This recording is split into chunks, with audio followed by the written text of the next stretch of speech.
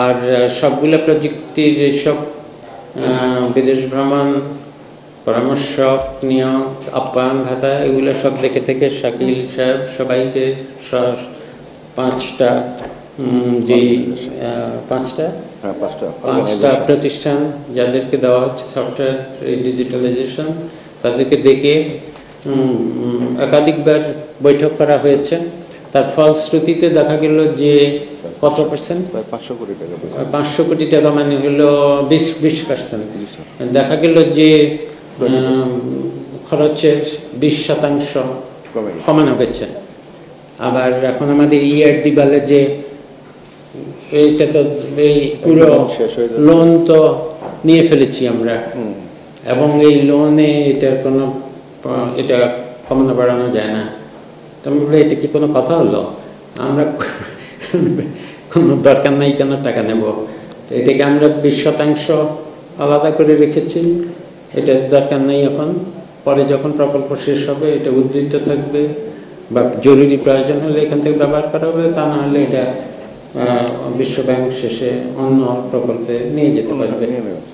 তা এইসব প্রকল্পগুলোকে এবার যাচাই বাছাই করার একটা অন্তত একটা ধারা আমরা তৈরি করার চেষ্টা করছি। এটা আশা করি যে আগামীতেও এভাবে আমরা যে কোনো সাহায্য সংস্থার সঙ্গে আমাদের সহযোগী আমাদের উন্নয়ন সহযোগীদের কাছ থেকে, এগুলো তো ঋণ, এগুলো আর আমরা অধিকাংশই প্রায় সবই ঋণ।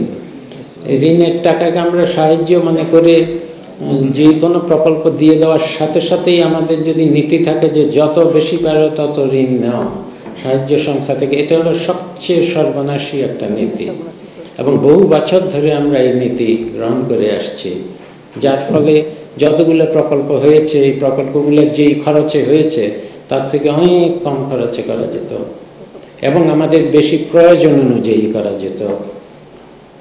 এটা আশা করি ভবিষ্যতে এভাবে আমরা চলতে পারবো। এখন থেকে আমরা শুরু করলে এটা থেকে শিক্ষণীয় হবে ভবিষ্যতে এই প্রকল্প, এই ধরনের প্রকল্প যারা করে। আর এই যে নীতি যে পেলেই আমরা নেব, এটা থেকে বেরিয়ে আসতে হবে। কারণ অনেক সময় অনেক প্রকল্প থাকে বিদেশি ঋণের, বিশেষ করে কারিগরি সহায়তার প্রকল্প, দেখা গেল আমাদের কোনো কাজেও আসে না, পুরাটাই হলো বিদেশি পরামর্শ।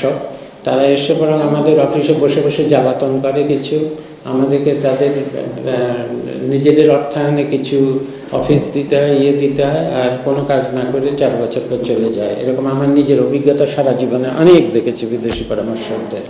এই বিদেশি পরামর্শক নির্ভর টেকনিক্যাল অ্যাসিস্ট্যান্ট প্রজেক্ট, এইটা থেকে আমরা মুক্তি চাই।